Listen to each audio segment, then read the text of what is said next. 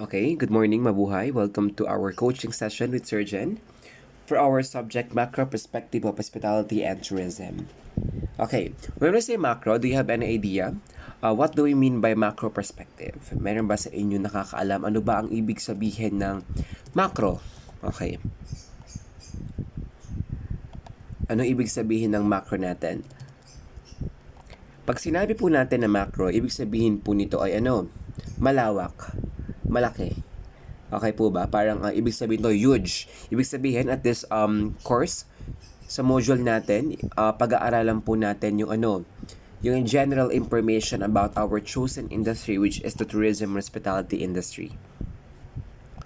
Okay? So at the end of this discussion, of course, so first, by the way, sorry, my name is Sir Jen. I'll be your professor instructor for this subject. So some of you na-meet ko na nung nakaraang linggo. And nice meeting you all.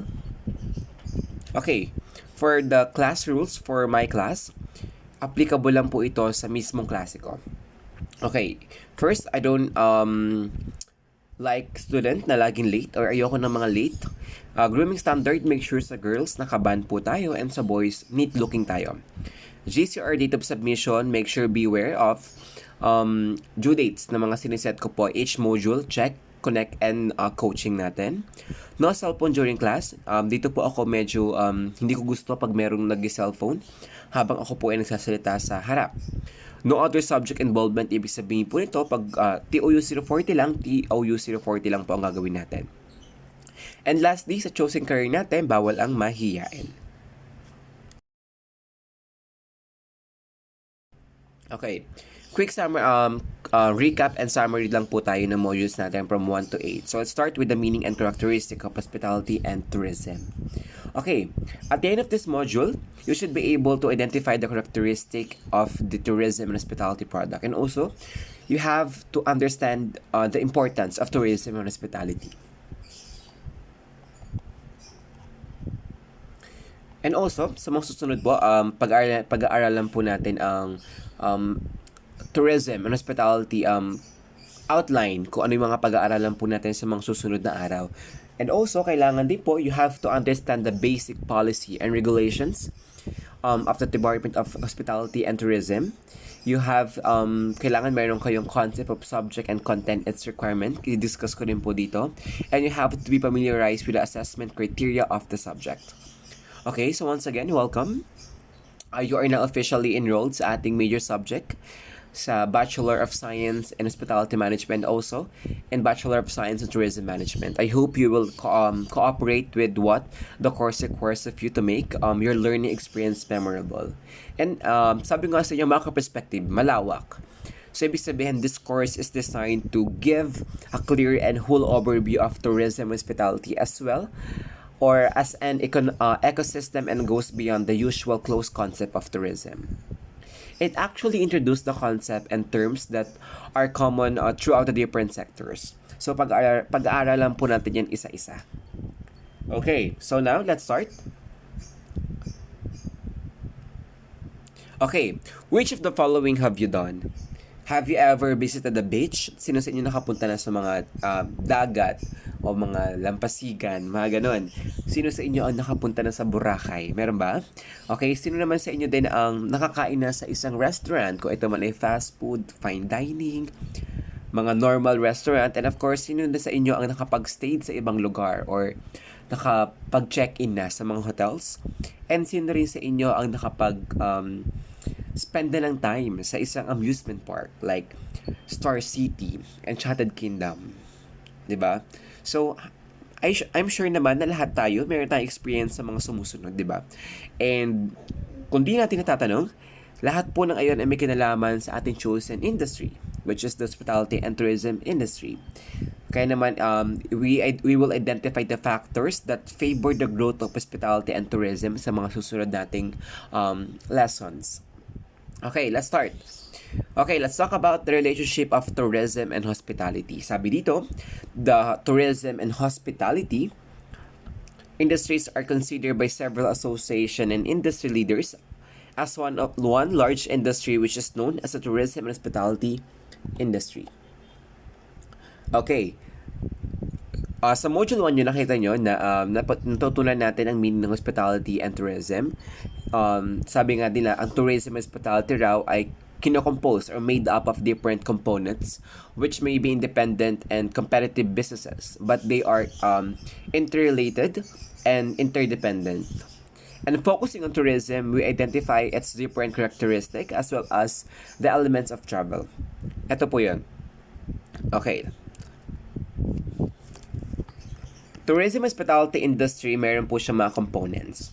Of course, ito yung mga parang, kumbaga, ito yung mga points natin sa hospitality and tourism. Kumbaga, ito yung mga marami tayong opportunities, ito yung mga bagay na binibigyan ng service ng mga tumagtatrabaho dito. We have the food and beverage, or also known as, or in short, F&B. We have the lodging. Ito na yung mga hotels natin. Mga Okada, Soler, ganyan, Peninsula, recreation, entertainment. At yung mga activities like team building, you visit displays, etc. Travel and tourism. May kinalaman ito sa mga itinerary, travel and tours. Transportation. We have the aviation, the cruise ship, and whatsoever. The travel agency, tour operators. Ito na yung mga tourism promotions po natin. Okay. Let's start. Ngayon, let's talk about what is tourism. Okay. Tourism, according to Professor Hanziker and Kraft of Bern University, Switzerland, tourism is a sum of phenomena and relationship arising from the travel and stay of non-residents insofar as they do not lead to permanent residence and are not connected to any earning activity. Ibig sabihin po nun, tourism daw po, phenomena and relationship na kung saan magta-travel ka, you stay sa lugar na kung saan hindi ka talaga tiga doon. Okay? And sabi niya dito, hindi raw po connected sa any earning and activity. And according to Tourism Society in Britain, temporary short-term movement of people to destination. Just like what Professor Hanziker and Kraft, sabi niya, people to destination outside the place where they normally live and work and their activities during their stay at this destination. Okay, in short, tourism is a combination of phenomena and relationship. Yeah, may manok na, no? Okay, tourism has two essential elements. We have dynamic element. Ito po yung journey natin. And of course, we have the static element. Ito yung stay. And of course, the movement of destination is temporary and short-term. Kagaya nga ng sabi kayo na about tourism na hindi ka talaga tiga doon. So, mayroon ka lang short-term to stay, to visit, parang to enjoy, parang to cherish the moment na doon ka sa destination na iyon. Okay, let's talk about the elements of travel. We have the distance, yung layo, length of stay, gano'ng katagal. Kung mag-i-stay ka ba sa isang lugar po na iyon, residence of the traveler, kasama rin po yan. Okay, the nature of tour. Okay, to summarize lang natin. Sabi dito, summarize lang natin siya ha, para hindi tayo malito. So, ibig sabihin, yung mga several association and business leader, kinonsider nila na ang tourism and hospitality industries ay isang malaking industry. And of course, growing industry siya na nag-i-include ng wide range of enterprises such as yung components na like hotels, restaurants, or F&B, the travel, the events, and entertainment. It's actually an exciting and dynamic industry that's always changing and adapting to shifting client wants and trend. Ibig sabihin, we focus on our guests. The guestology, di ba? We study them. And the tourism hospitality businesses also provides a wide range of job options. Kaya siya kasama sa pinag-aaralan natin. That actually caters to a wide range of interest, of course, abilities, qualifications, and with positions ranging from entry-level to senior management. Diba? Sabi ko nga sa inyo, may mga tao talaga nagsabi na yung hospitality and tourism industry is parang ano lang, kahit sino kaya. Pero I doubt, di ba? The thriving tourist and the hotel industry also provides job security and professional advancement opportunities in the variety of hospitality-related vocations, di ba? So, in short, yung tourism daw, yung tourism, dinipayin siya as a leisure pleasure or business travel to diverse yung mga destination kagaya ng mga iba't ibang bansa, iba't ibang lugar, mga natural wonders, historical sites or venues, cultural events, para naman ma-experience natin yung ibang culture, ibang mga aktibidad, tsaka iba't ibang environment. Okay. So sabi dito, let's talk about the nature of a tour. Travel taken exclusively within the national boundaries of traveler's country is domestic tourism. Ibig sabihin po nito, you're traveling within your own country. And international naman, while movement of people across international boundaries. Ibig sabihin po nun, you're visiting other nations, or for example, as a domestic natin, from Pampanga, Clark to Boracay, Katiklan, ganun. And pag international naman, like from Philippines to Narita, Japan. It makes sense, right? Okay. A package tour is also called all-inclusive tour, where transportation and accommodation is brought by tourists and at an all-inclusive price. While independent tour naman, ito naman yung walang guide, kumbaga DIY, package tour, ando na lahat. So, meron kasi mga tao na gusto nila hassle-free, yung hindi sila ma-stress, bayad ka lang. So, let's take package tour. Ina-arrange na yan ng mga travel agency, mga travel agent. And if you want naman makatipid, gusto mong may puntahan na ganitong lugar, eto lang siya, you focus on your needs or your wants, parang ganyan. You should choose independent tour. Okay? Okay, na-define na natin ang tourism. Ngayon naman, pag-usapan naman natin ang hospitality. The word hospitality is derived from the Latin word, hospitare, which mean to receive as a guest. Okay, in short, ibig sabihin lang po nun, hospitality is all about making guests feel welcome and comfortable and meeting their requirements. Sabi nga nila, parang ang hospitality raw, ibig sabihin lang po nito, we attend sa mga needs ng mga bisita po natin. And of course, as Filipinos, we're known for being hospitable, di ba? So, ang hospitality talaga, nananalay tayo sa mga dugo natin yan. And also, it actually has something to do with providing exceptional customer service and anticipating guest requirements and assuring the comfort and contentment are all aspects of our quality hospitality that was given sa mga guests natin. Yung mga hospitality businesses is critical to tourism since the two industries frequently collaborate. Okay, so what exactly is the distinction between tourism and hospitality? An idea? Okay, tourism and hospitality are both related and distinct sectors. Like for example na lang, the airline travel, di ba? Included in both the tourist and hospitality business, diba? Like for example, tourists, you move people from one place to another. Hospitality, you attend to their needs pag nasa loob sila ng aircraft, diba? And also, hospitality is a component of the tourism sector because it provides guests with services and amenities. Like tourism, on the other hand, mas malaki siyang industry that includes transportation, lodging, and attraction.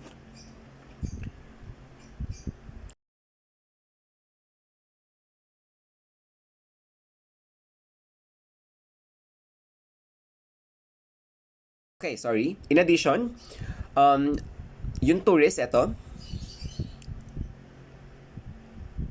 Saan na siya? Sa product. Okay, di tayo. So, ibig sabihin lang po niyan, yung tourist is a product type service.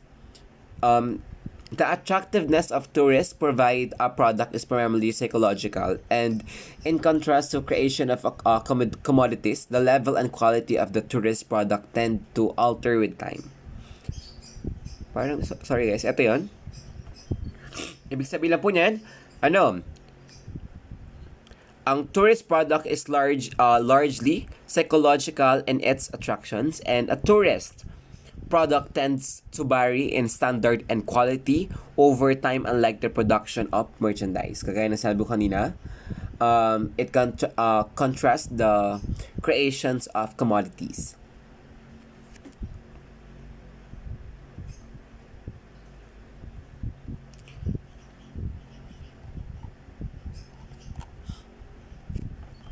Okay, next we have the tourism destination. It is the geographical unit which the tourists visit and where they stays. The attractions, ito yung mga sites and events. The site attraction is one of in which the destination itself has appeal and may be natural or man-made. Very interesting facts about tourism product. Okay, ito na tapos tayo ito. So let's talk about the characteristic of the tourist product. Of course, the product is not brought to the consumer. Rather, the consumer has to travel and go to the product to purchase it.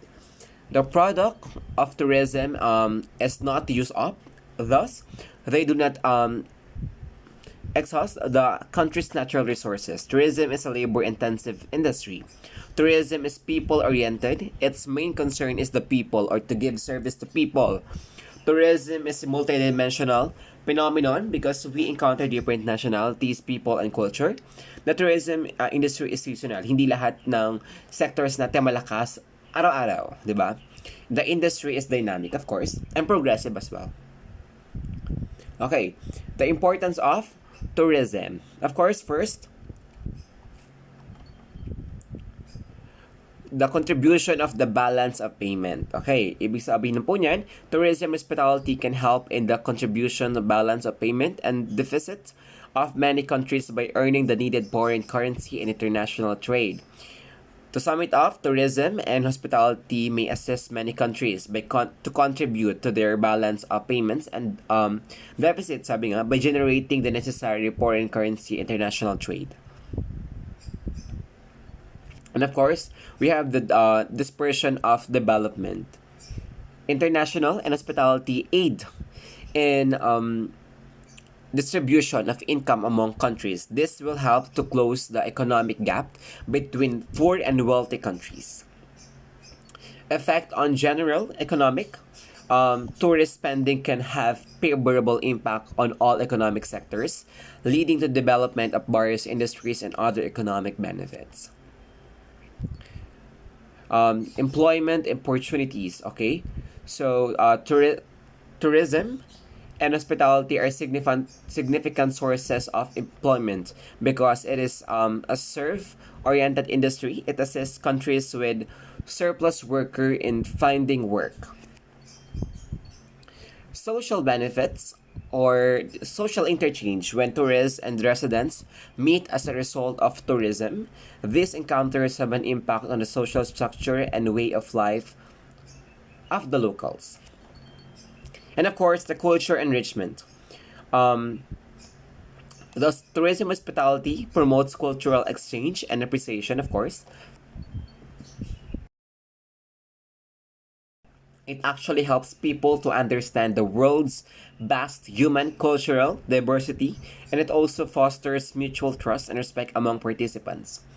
Other benefit of tourism and hospitality is that it helps to preserve and develop the world's cultural heritage. And okay, educational significance, just like us, we're learning or studying about hospitality and tourism. Through international conferences, seminars, and educational tours, tourism and hospitality enriches one's educations. Kumbaga, pinapalago po nila knowledge na meron po tayo.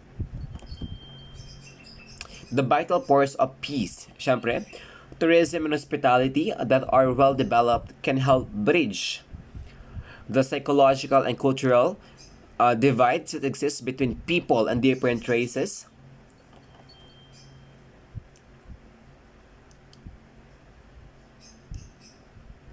Yung mga different races, color, religions, and stages of social and economic development.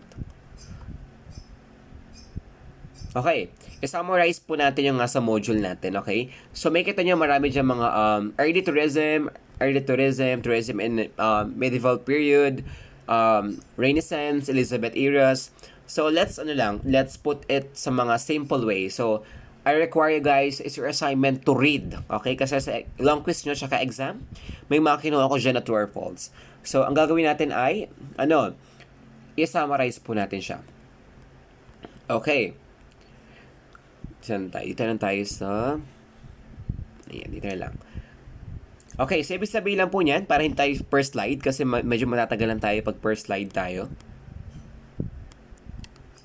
Okay. Tourism can be traced back to the Old Testament, di ba? Even though yung mga pasahero ay mga karamihan ni Noah's Ark, di ba? Yung mga animals And Noah's Ark must have been the first large-scale operator. There are numerous references to traders and caravans in the Old Testament. Ibig sabihin nun, nagka-travel na po sila noon unang panahon pa lamang. So early tourism takes two forms. We have the business or trade travel and the religious travel. With the inventions of money, writing, and the wheel, the simultaneous ease travel and the trade of the products. Yung mga rich traveler natin, traveled for pleasure as well as to visit friends and family, syempre kasama na yon. Dahil po sa advancement ng and communication, the first class road and inns, Roman travelers had an easier time to travel. They also used horse relay with stable location every 6 miles to allow horses to be charged. Okay, so moving on, the first and most popular of this was Thomas Cook. His first excursion train trip was between Leicester and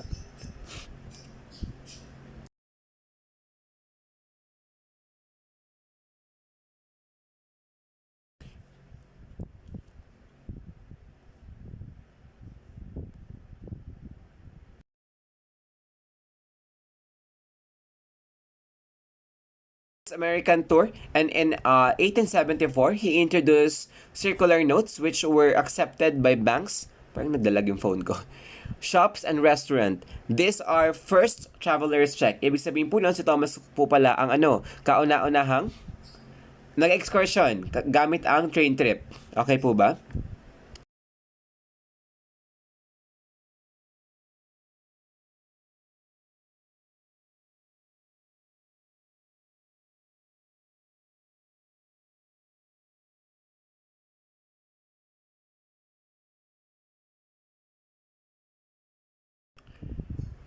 Leicester and saan natin? Sa Labro no 1841. Parang nagdalag ako, sorry guys.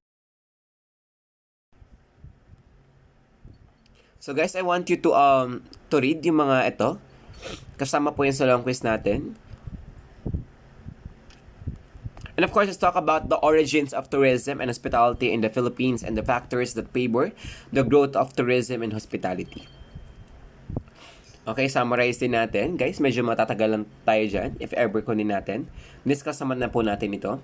The Department of Tourism is charged with encouraging and promoting developing tourism as a business. Yung key socio-economic activity of generating of foreign currency and local jobs as well as for spread of the benefits of tourism to largely segment of the people through support, aid, and education collaboration between the private and public sectors. Ang Department of Tourism po, it ensures the travel, yung safe, convenient, and enjoyable tourists, both foreign and domestic, stay travel in the country. Okay guys, that's all for our coaching. I hope yung mga lessons natin ay naging clear and some of my assignment, yung mga babasahin po natin, make sure to read. Kasama po lahat ito sa long quiz and exam po natin.